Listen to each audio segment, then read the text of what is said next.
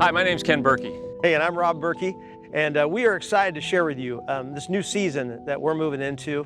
After being kind of apart for 11 years, we're coming back together and excited to be able to move into this new venture. Now, Rob and I are excited to introduce a local church that will be simple, that will be safe for people, and will truly make a difference. I've been in ministry for 26 years, and the first 14 years were with my brother at a church up in El Dorado County.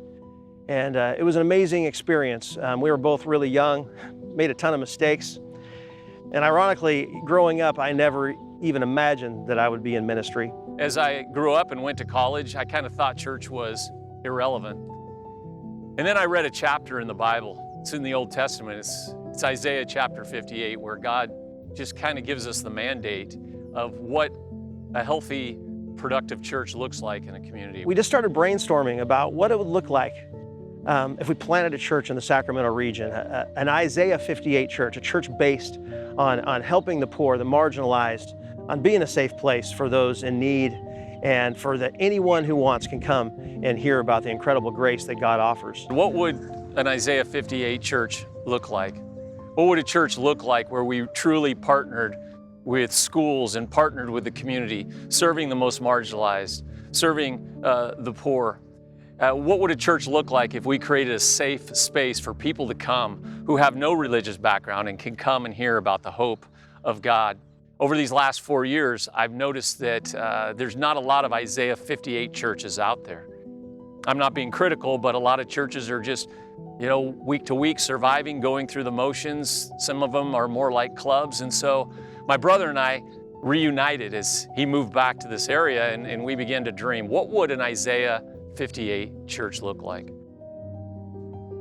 Well, as Rob and I and our team continued to do research of where would be the best place to plant our first Live 58 church based on a safe place, a place that's simple, a place where we can serve the community, we wanted to find an underserved, under-resourced area.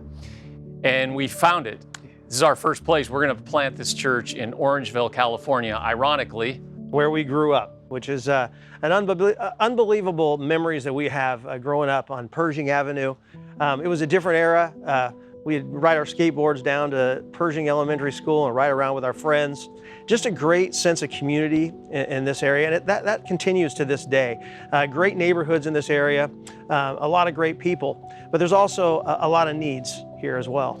They say there's about 60,000 people that live in the Orangeville area. And again, as Rob said, wonderful neighborhoods, but again, under-resourced. And as we were doing the research, we kept saying, this is kind of a forgotten place.